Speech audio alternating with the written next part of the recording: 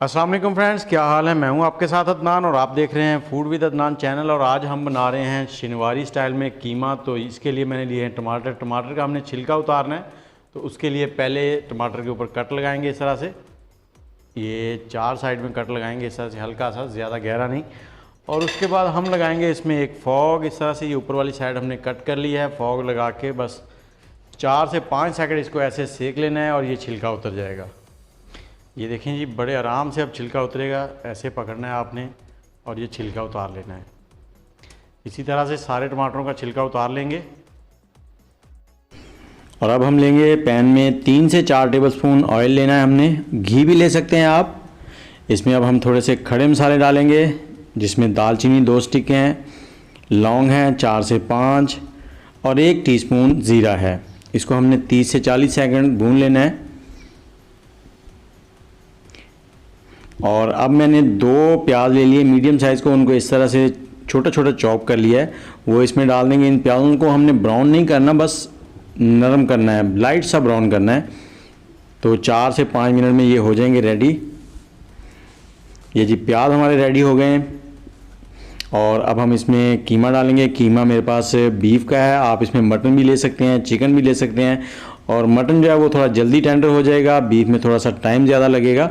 इसको अब हमने प्याज़ों में मिक्स कर लेना है और थोड़ा सा भून लेना है। ये देखें कीमा हमारा भुन गया है और रंगत भी चेंज होनी शुरू हो गई है। अब इसमें हम डाल देंगे लहसुन अदरक का पेस्ट 2 चाय के चम्मच। लहसुन अदरक का पेस्ट 2 चाय के चम्मच इसमें डाल दिए हमने। और अब हमने इसे 4 से 5 मिनट अच्छे से भून लेना है। जी हमने अच्छे से 4 से 5 मिनट भून लिया है। आग का फ्लेम जो हाई था, और अब आग का फ्लेम मीडियम कर देंगे, मीडियम से भी थोड़ा कम। और इसमें जो हमने टमाटर शुरू में जिनका छिलका उतारा था उनको डाल देंगे। 4 अदद टमाटर थे, उसको एक टमाटर को हमने 4 हिस्सों में डिवाइड कर लिया है। और शिनवारी कढ़ाई में हमेशा टमाटर ज़्यादा डलते हैं।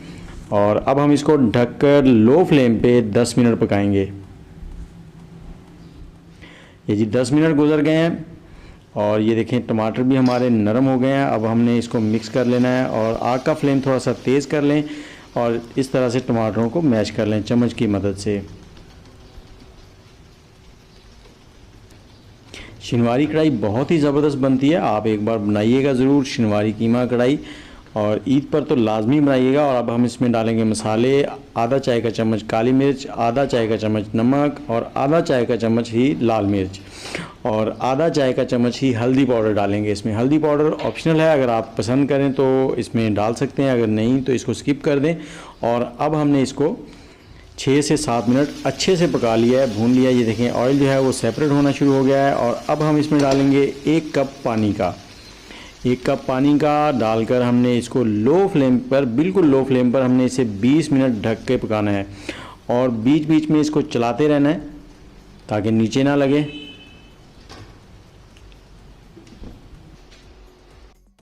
जी लो फ्लेम पर हमने इसे 20 मिनट पका लिया है और बीच बीच में हमने इसको हिला भी लिया था ताकि नीचे ना लगे।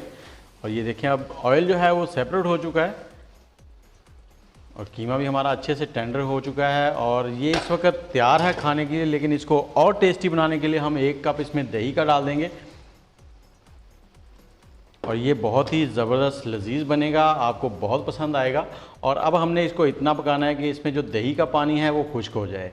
आग का फ्लेम जो है उसको तेज़ कर लेंगे। जी 6 से 7 मिनट हमने इसको हाई फ्लेम पे पकाया। दही का पानी जो है वो खुश्क हो गया और ये देखें ऑयल जो है वो सेपरेट होना शुरू हो गया है। और अब हम इसमें डाल देंगे 4 से 5 हरी मिर्चें। मिर्चें जो है इनको हमने कट लगा लिया इस तरह से, इनको मिक्स कर देंगे।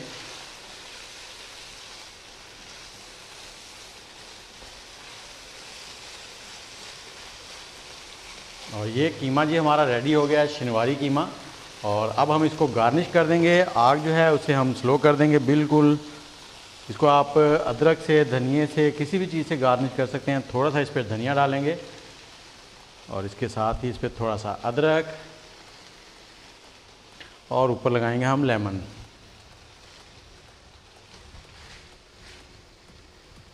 आपने इसको एक बार ट्राई ज़रूर करना है। और अगर वीडियो अच्छी लगी हो तो लाइक, कमेंट और शेयर भी कर दीजिए। इसके साथ ही मुझे दें इजाज़त और फाइनल लुक देख के जाना है आपने। अल्लाह हाफिज़। ये देखेंगे हमारा शिनवारी कीमा जो है बिल्कुल ज़बरदस्त रेडी हो गया है। इस तरह से सर्व करें और सबको बहुत पसंद आएगा और आपसे बार बार इसकी रेसिपी पूछी जाएगी। तो एक बार ज़रूर बनाइएगा मेरे कहने पे।